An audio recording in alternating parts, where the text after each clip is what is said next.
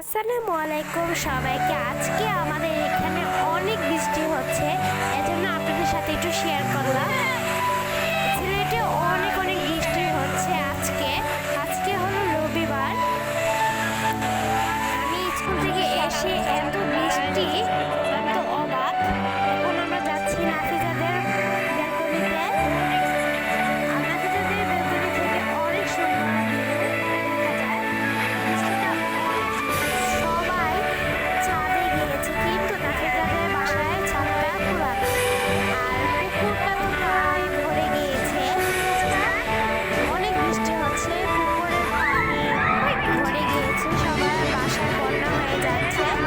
অনেক বৃষ্টি, এজন্য বেলকনিতে থাকা যাচ্ছে না, এজন্য আমরা ঘরে চলে যাচ্ছি বারবার। আর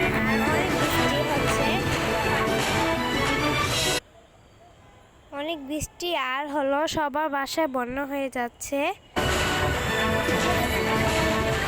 আর অনেক সুন্দর লাগছে আকাশটা, আর ড্রেনটাও ভরে গিয়েছে মানে ময়লা আবর্জনা দিয়ে।